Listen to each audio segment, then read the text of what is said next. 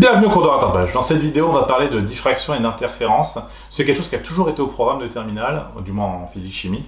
Et donc du coup, je vous invite à voir la vidéo que j'ai déjà faite là-dessus, et ça suffira. Non, c'est bon, je vais en faire une vraie. Alors je vais faire une nouvelle vidéo. En fait, on va juste parler de diffraction et d'interférence. On va parler d'abord de la diffraction, ensuite on va parler en général d'interférence, ensuite on fera les interférences de deux ondes lumineuses monochromatiques.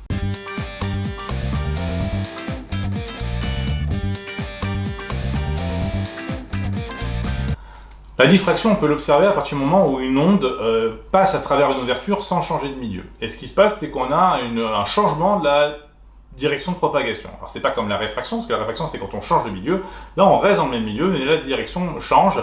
En général, on passe d'un faisceau qui est droit à un faisceau qui est ouvert en éventail. Cette figure-là, en fait, on peut l'observer dans différents trucs, et c'est aussi un limitant notamment pour tout ce qui est lecture optique, parce qu'un lecteur CD, un lecteur CD ou un lecteur Blu-ray, etc. En fait, il va envoyer un petit faisceau laser qui va être réfléchi ou pas par ce qui est gravé sur le CD. Et si cette ouverture-là est trop petite, eh bien, ça va diffracter. Et donc, du coup, ça va pas faire l'effet voulu.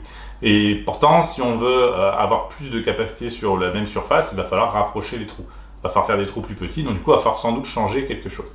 Alors, la diffraction, c'est un phénomène physique qu'on retrouve pour toutes les ondes. C'est une des caractéristiques des ondes. Alors la diffraction, elle intervient quand on a justement une ouverture qui est de l'ordre de la longueur d'onde, en ouverture, en taille, de l'ordre de la longueur d'onde, ou voire plusieurs dizaines de fois la longueur d'onde pour les ondes notamment lumineuses. Et on obtient donc cette figure-là. Alors on va mettre différentes grandeurs. Eh bien, nous, ce qui nous intéresse, c'est pas la distance qu'on a à l'écran, parce que de toute façon, ça, on peut la changer. C'est l'angle que fait donc du coup la nouvelle direction par rapport à l'ancienne direction, c'est-à-dire par rapport à la normale. Donc cet angle, on l'appelle θ. Et dans le cas d'une ouverture rectangulaire, eh bien, il y a une relation mathématique qui lie la longueur d'onde, l'ouverture et l'angle, l'ouverture étant appelée petit a, et puis la longueur d'onde lambda. Donc là, voilà. Si c'est une ouverture circulaire, on va avoir un petit facteur pour pouvoir tenir compte du fait que c'est circulaire, c'est pas tout à fait pareil. Et donc du coup, la relation, elle est un peu différente, elle est comme ça. À quoi ça sert ça? Eh bien, tout simplement, on va manipuler cette relation, on va pouvoir déterminer, a priori, eh bien, ça va être quoi la largeur qu'il nous faut pour qu'on ait une diffraction, par exemple. Ça, c'est important. Et aussi, quelle est la largeur de la tâche qu'on va obtenir en fonction bien, de la distance à laquelle on se trouve de l'ouverture et de la longueur d'onde et de la largeur de l'ouverture. Donc voilà, tout ça, c'est lié. Après, c'est un peu des mathématiques, donc il va falloir un petit peu travailler sur tout ce qui est sinus, cosinus, tangente, etc.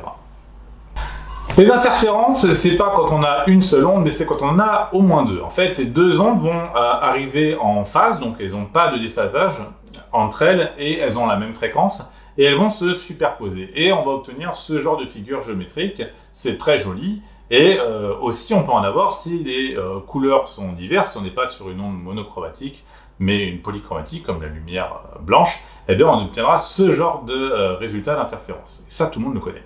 En fait, comment ça marche? Lorsqu'on a deux ondes qui se propagent, on va avoir des maximums et des minimums. Ça, c'est le principe, quand on est par exemple à la longueur d'onde. Quand on regarde par rapport à la longueur d'onde, on va observer donc du coup des creux et des bosses, puisque une longueur d'onde correspond à une alternance sur un signal sinusoïdal. Schématiquement, au niveau des interférences, c'est lorsque deux ondes se superposent, leurs élongations vont s'ajouter. Donc si on est sur un maximum et un maximum de deux ondes, eh bien, étant donné qu'elles ont la même fréquence, donc qu'elles ont la même longueur d'onde, on va avoir un maximum qui est plus fort, ou un minimum qui est plus fort aussi vers le bas. Ça, c'est ce qu'on appelle une interférence constructive. Pour arriver à ce résultat, il faut que nos deux ondes qui arrivent de deux endroits différents, quand elles arrivent au même endroit, il faut que la différence entre les deux distances, eh bien, elle soit proportionnelle à la longueur d'onde. Si c'est égal à la longueur d'onde, ben, c'est parfait, ça va se superposer parfaitement. Ça, c'est l'interférence constructive.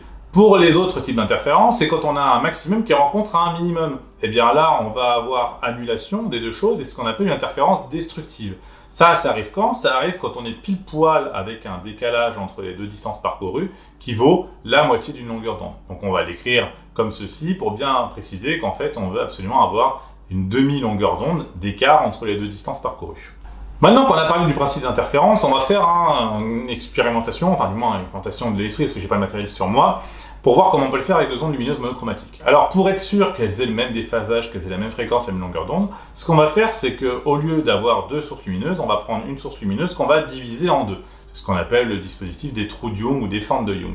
Ce qui nous intéresse, nous, c'est à quel endroit elles vont se rejoindre, donc au point P. Et ce point P, là, eh bien, il a une distance S1 de la première source et S2 de la deuxième source, donc on va avoir S1P et S2P, pour la différence entre les deux.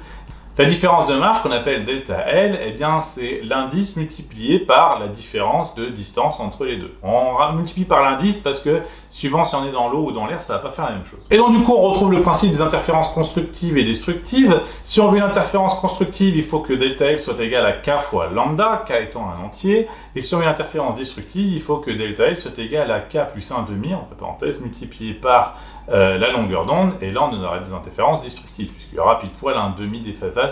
Il y aura une demi-longueur d'onde de déphasage. On va s'intéresser maintenant à l'interfrange. Comment on peut prévoir quelle sera l'interfrange? L'interfrange, c'est l'espace, c'est la distance qui sépare deux maximum, donc deux endroits. On va se retrouver avec interférence constructive ou deux endroits avec interférence destructive. Donc l'interfrange, c'est pile poil la distance entre deux maximums d'intensité lumineuse. Donc entre deux endroits, on a l'interférence constructive. L'interfrange, on le note I.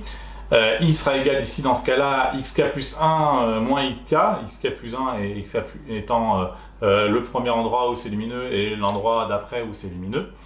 Et une fois qu'on a ce I, eh bien, on peut en déduire du coup delta L, c'est-à-dire la différence de chemin optique qui vaut ceci. Parti, on va manipuler la formule pour retrouver I qui est égal à, comme on l'a dit, xk plus 1 moins xk.